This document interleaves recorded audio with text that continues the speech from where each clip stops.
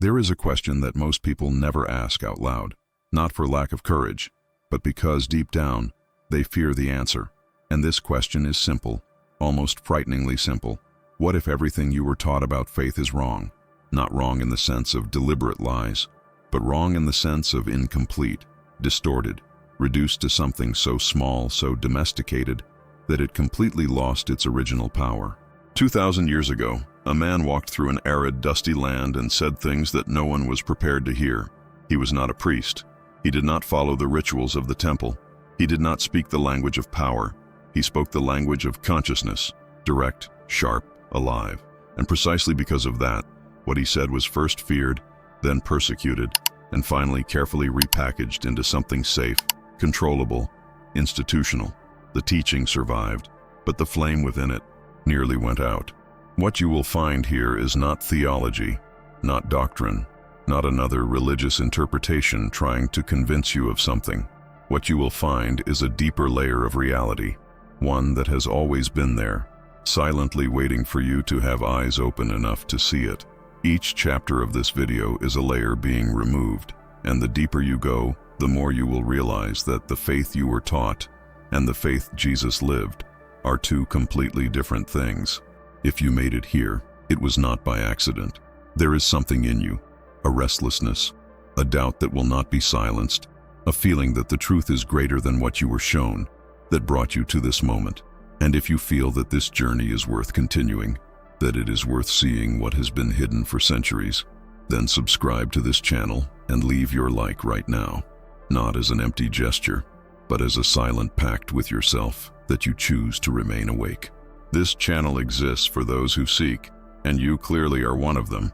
So take a deep breath, because what comes next will ask something rare of you in this fast-paced world: presence, attention, and the willingness to question what you believe most deeply. The truth about faith, the truth that was erased, begins now. The faith you were taught was not faith. From childhood, you were taught that faith means believing without seeing, that it means holding on to a promise even when everything around you crumbles. You were taught that faith is resistance, obedience, waiting, and perhaps you spent years trying to live up to that definition, praying, waiting, resisting, and still feeling that something did not fit, that there was a missing piece, that the faith described to you was too beautiful in theory and too heavy in practice. But what if that feeling of heaviness was not your weakness? What if it was a signal? There is a brutal difference between faith as submission and faith as a state of being. The first places you in a position of perpetual dependence, always waiting, always asking, always proving you are worthy. The second is something else entirely. It is an internal posture so solid, so deeply rooted, that it needs no external approval to exist. It needs no miracle to sustain itself. It does not wait for the storm to pass. It walks through the storm without losing its center. Jesus never defined faith as blind belief. At no point did he say, "Close your eyes and trust without questioning."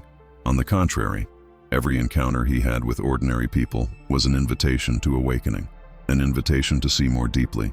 The woman with the issue of blood who touched his garment was not healed by her religion. She was healed by her consciousness. And he was precise. Your faith has made you well, not the doctrine, not the temple, not the priest. Her. The system that came afterward needed dependent people. It needed a faith that looked outward, toward the altar, the leader, the ritual, instead of looking inward. And that is where the teaching began to be rewritten, word by word, translation by translation, counsel by counsel, until what remained was functional for power and empty for the soul. Think about this for a moment. If true faith were something you already carry within you, something that cannot be given or taken by any institution, what would that change in your life? What decisions would you make differently? What fears would lose their power over you? What version of yourself would emerge if you stopped asking permission to exist fully? This is not a rhetorical question. It is the central question of this entire video, because Jesus was not teaching a religion. He was pointing to something that lives in you, and always has. The faith he lived and taught was not a bridge to the divine. It was the recognition that you were never separated from it. And that idea, my friend, that idea was far too dangerous to survive intact. The word that changed everything, When it was translated, there is a specific moment in history when Jesus' teaching about faith began to distort. It was not on a battlefield. It was not in a violent persecution.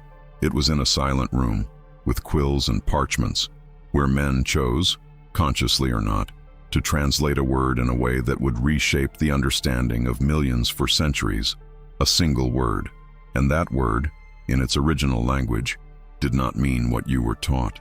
In the original Greek of the Gospels, the word Jesus used most frequently when speaking of faith was pistis. And pistis does not mean belief. It does not mean passive acceptance of a dogma. Pistis means, at its deepest root, total trust in what is real. It is an active word, a word that presupposes perception, discernment, a living relationship with truth. It is not what you repeat. It is what you are when you stop pretending. Now think about what happens when you replace trust in what is real with belief without evidence. The center of gravity shifts completely. In the first case, you are a conscious being navigating reality with inner clarity. In the second, you are someone who must believe despite reality. And when reality clashes with belief, you must choose between faith and truth, as if they were opposites, as if God and truth were different things. Jesus never placed faith and truth on opposite sides. In fact, in one of the most enigmatic and profound moments of his entire journey, he said something that has been repeated thousands of times but rarely understood. The truth shall set you free, not obedience, not blind devotion, truth. And truth, in the context in which he spoke, was not a list of dogmas to be memorized. It was a direct, visceral, transformative experience of what is real beneath everything that is superficial. The distortion of the translation was not merely semantic, it was surgical. Because when you transform pistis, that living, active trust, into mere passive belief, you strip the human being of their spiritual agency. You turn them from protagonist into spectator, from someone who knows into someone who waits to be saved. And a human being waiting to be saved is infinitely easier to control than a human being who awakens. We are not talking here about a shadowy conspiracy. We are talking about something more subtle and more human than that. We are talking about how power, any power in any era, naturally tends to reshape truth in its own image. And we are talking about how, beneath all those layers of reinterpretation, the original teaching remained. It resisted, like a seed buried too deep to be destroyed. That seed is in you. It always was. And the act of beginning to question the words we use, what they really mean, where they came from, what they lost along the way, is itself an act of faith, of real faith, the faith Jesus lived. Because questioning the surface is the only way to reach the depth, and the depth is where freedom lives. The day Jesus challenged everyone's faith, there was a moment when Jesus did something that no religious leader of his era would have dared to do. Something that, if you stop to think about it with clear eyes, is disturbing in the best possible way. He was surrounded by people who followed him faithfully, people who had left their homes, their families, their certainties, and he turned to them and asked, "But who do you say that I am?" It was not a question of vanity. It was an existential provocation. He was, in that instant, refusing to be the center of their faith. He was pushing each one of them back inside themselves. Think about what that means. A man who could easily have cultivated absolute dependence, and who would have had every spiritual justification in the world to do so, repeatedly chose to return to people the responsibility for their own consciousness. When he healed, he said, "Your faith made you well." When he taught, he used parables, open stories that required interpretation, that did not deliver the answer pre-digested, that invited the listener to think. He never wanted followers. He wanted the awakened. And that was precisely what made him unbearable to the religious system of his time. The temple operated on the basis of intermediation. You needed the priest to reach the sacred. You needed the ritual, the sacrifice, the hierarchy. And then this man appears saying that the kingdom of God is not in a specific place, not in a temple, not in an institution. It is within you. That phrase, recorded in the Gospel of Luke, is one of the most radical ever uttered in human history. And it is also one of the most ignored. The kingdom of God is within you, not above, not outside, not in a promised future. Now, here, in you. If you truly absorb this, not as a beautiful quote, but as a lived reality, the entire architecture of spiritual dependence collapses. You no longer need intermediaries. You no longer need external validation. You no longer need to prove to anyone that you are worthy of the sacred. You are already the space where the sacred happens. But this teaching demands something few are willing to offer: total responsibility. It is far more comfortable to have someone to follow, someone to blame, someone to tell you what to do and what to feel. Faith as dependence offers comfort. Faith as consciousness offers freedom. But freedom carries a weight that not everyone wants to bear. And perhaps that is why Jesus' most transformative teaching has been, over the centuries, systematically softened, circumvented, reinterpreted until it became harmless. What he was saying in plain language was this: you do not need me to find what you are looking for. You need yourself. And that statement, coming from someone who could have built a spiritual empire on the dependence of others, is perhaps the most generous and most revolutionary act in history. He was, in essence, refusing to be a god you implore. He was presenting himself as a mirror, so that you could see, in him, what also exists in you. This is not abstract philosophy. It has practical, immediate, real consequences for the way you live, the way you make decisions, the way you deal with fear, with doubt, with the moments when everything seems to fall apart. Because if true faith is an internal state, a trust rooted in what is real, then it does not depend on external circumstances to exist. It is the firm ground beneath your feet, even when the world trembles. And if you have come this far, something in you already recognizes this, not as a new idea, but as an ancient memory, as something you always knew and for some reason had forgotten. If this content is touching something you cannot name but can feel, then subscribe to this channel now. Every video here is one more layer being removed. And in the comments, write right now, "The kingdom is within me," not as a religious phrase, but as a declaration of consciousness, as the beginning of real change. The doubt that Jesus never condemned. There is a scene in the Gospels that most people pass over quickly, too uncomfortable to be contemplated calmly. It is the moment when John the Baptist, the man who had announced Jesus, who had baptized him, who had dedicated his entire life to this mission, sends messengers from prison with a question. A single question, carrying everything a life can hold. Are you the one who is to come, or shall we look for another? John, in the final days of his life, was in doubt, and he asked. Think about the weight of that. We are not talking about a non-believer. We are talking about the man who had staked his entire existence on this truth, and even he, in his darkest hour, felt doubt. And what did Jesus do? He did not rebuke him. He did not call him weak. He did not say his doubt was a lack of faith. He responded with evidence, with gentleness, and then turned to the crowd and said that among those born of women, none was greater than John. The doubt did not diminish him. The doubt was part of the path. This is radically different from what institutional religion did with doubt over the centuries. Doubt was turned into sin, into weakness, into a sign of insufficient faith. Questioning became dangerous, first spiritually, then literally, in centuries when questioning dogma could cost you your life. And so a spiritual culture was built where doubt must be suppressed, hidden, shamed, where the ideal believer is one who never wavers, never asks, never questions. But what real human being lives like that? What honest person faced with pain, loss, injustice, the brutal complexity of existence, has never felt the ground of belief tremble beneath their feet? Doubt is not the opposite of faith. It is often the doorway to a deeper, more honest, more real faith. A faith that does not need absolute certainty to sustain itself, because it is not built on certainties. It is built on presence, on conscious choice, on the act of continuing to walk even without seeing the destination clearly. Thomas became famous for doubting. History immortalized him with a nickname that carries judgment to this day. But what is rarely mentioned is that Thomas was the only disciple who, when directly confronted with what he had questioned, responded with one of the most absolute declarations in all the Gospels. His doubt did not drive him away from truth, it led him straight to it. And Jesus did not say, "Your doubt was a mistake." He said, "Because you have seen me, you have believed." An observation, not a condemnation. Honest doubt is an act of respect for one's own intelligence. It is the refusal to accept the superficial as sufficient. It is the soul saying, "I know there is more, and I will not stop searching until I find it."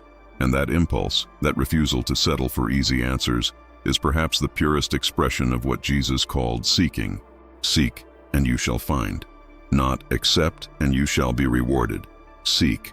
The verb is active. It demands movement. It demands that you not stop.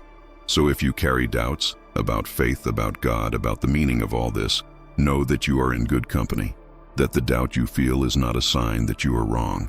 It may be exactly the sign that you are, for the first time, beginning to ask the right questions.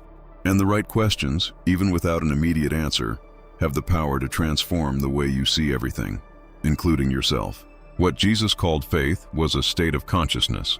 There is a question that the most honest scholars of spiritual thought eventually ask, almost in a whisper, as if fearing what the answer might imply. What if Jesus was not talking about religion? What if, beneath all the symbolic language, the parables, the metaphors of his time, he was describing something we would today recognize as a deep state of consciousness? Not doctrine, not belief, a state, a way of inhabiting reality that transforms everything you touch. Observe the moments when Jesus described faith with the most precision. They were not moments of worship. They were moments of crisis. A mother desperate for her daughter, a blind man by the side of the road, a father with his son convulsing on the ground. And in all those moments, what he observed and recognized and honored was not the religious orthodoxy of these people. It was the quality of their presence, the intensity of their focus, the totality with which they were there in that moment, without dividing their attention between faith and fear. This has a name in the contemporary understanding of the human mind. It is called internal coherence. It is the state in which thought, emotion, and intention point in the same direction, without contradiction, without internal sabotage. It is the opposite of the divided mind, the one that asks for one thing while doubting at the same time, that advances and retreats, that desires and fears in equal measure. And the most recent studies on the functioning of the human brain show that this state of coherence is not only spiritual, it is physiological, it is measurable, it is real. Jesus was describing, in the language available in his time, something that contemporary neuroscience and quantum physics are only beginning to map. The idea that the consciousness of the observer is not neutral, that the internal state of the human being actively influences the surrounding reality, that there is a connection between the inner world and the outer world that goes far beyond what rational thought can explain. He did not call it science, he called it faith. But the thing itself, the real, lived, transformative phenomenon, was the same. And here is the point that changes everything. If faith is a state of consciousness, then it is not a gift that some have and others do not. It is not a grace distributed arbitrarily by a distant divinity. It is a human capacity, present in you right now, dormant perhaps, obscured by layers of fear, conditioning, trauma, distraction, but present, intact, waiting to be recognized, cultivated, lived with intention. This explains why Jesus said that faith the size of a mustard seed would be enough to move mountains. It was not poetic hyperbole, it was a precise description of how consciousness functions when it is completely aligned. A mustard seed of real faith, without internal division, without contradiction, without the constant noise of anxious doubt, carries more power than mountains of superficial belief repeated mechanically for decades. Quality, not quantity. Depth, not volume. The question that remains then is practical and urgent. How do you reach that state? How do you move from performative belief, the kind you display but do not feel, to faith as a living state of consciousness? And the answer, curiously, begins in the same place where Jesus always began. Not with ritual, not with repetition, with silence, with brutal honesty toward yourself, with the act of stopping, breathing, and asking, what do I truly believe? Beneath everything I was taught to believe. That question has no easy answer, but it has a true answer. And truth, however uncomfortable it may feel at first, has an unmistakable quality. It sets you free. The teaching that was never truly erased. There is a deep irony at the center of everything we have explored here. No matter how much systems of power tried to reduce, control, and domesticate the teaching of Jesus about faith, it survived, not in institutions, not in dogmas, not in the majestic architectures built in his name. It survived in people, in those who, in every generation, felt there was something more, something that rituals could not deliver, something that sermons could not touch, and went searching on their own, in silence, sometimes alone, almost always against the current. This lineage of seekers has existed for 2,000 years. They are the mystics who saw beyond dogma, the contemplatives who found in silence what they could not find in temples, the ordinary men and women who, in a moment of absolute crisis, touched something within themselves that had no name but had presence, and emerged transformed, not converted to a doctrine, transformed from within, as if a light had been lit in a room that had been dark for far too long. You probably know that feeling. Perhaps it came in a moment of loss, or of unexpected silence, or of beauty so intense it stopped time for an instant, that moment when, for a fraction of a second, everything made sense. Not intellectual sense, but felt sense, the kind the body recognizes before the mind processes it. That moment was not an accident. It was not a coincidence. It was you briefly touching the state that Jesus described when he spoke of faith, the state in which the separation between you and the real disappears. The teaching was never erased because it cannot be erased.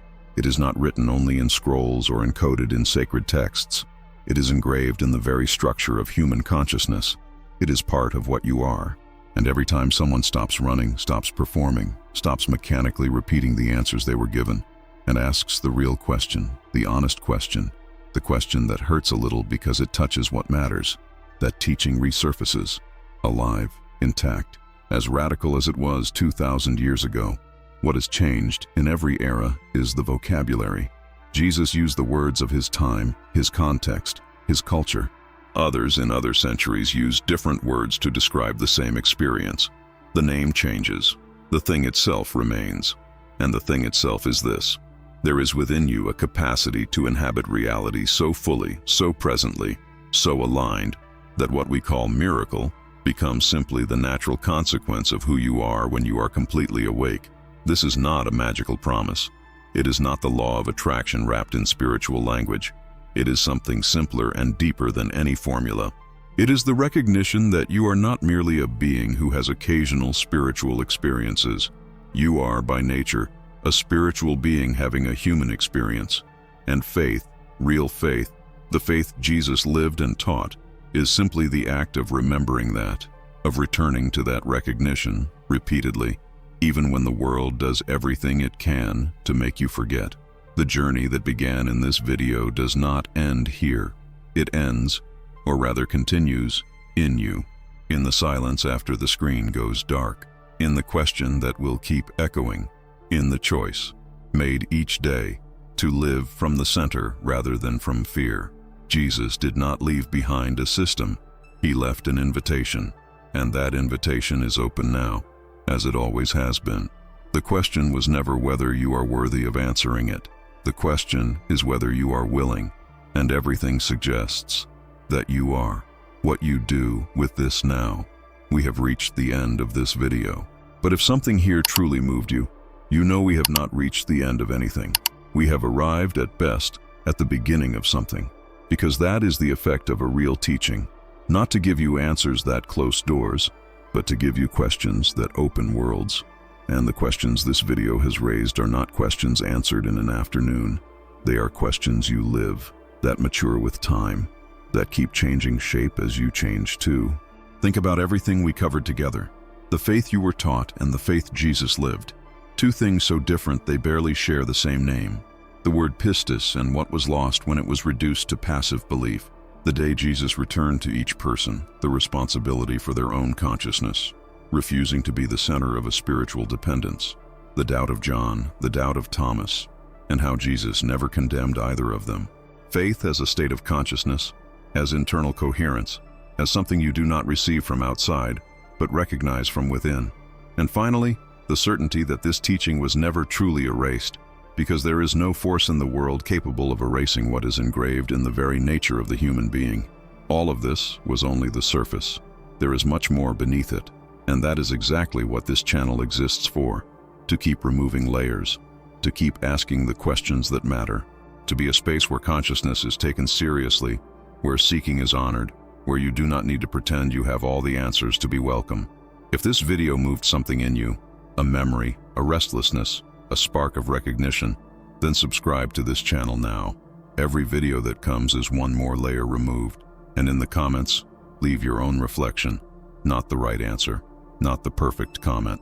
Simply what this video awakened in you, in your own words, however it comes, because your voice, your search, your experience are also part of this conversation. The faith Jesus taught was not meant to be kept in a book or repeated in a temple. It was meant to be lived, here, now, by you, and that choice has always been yours.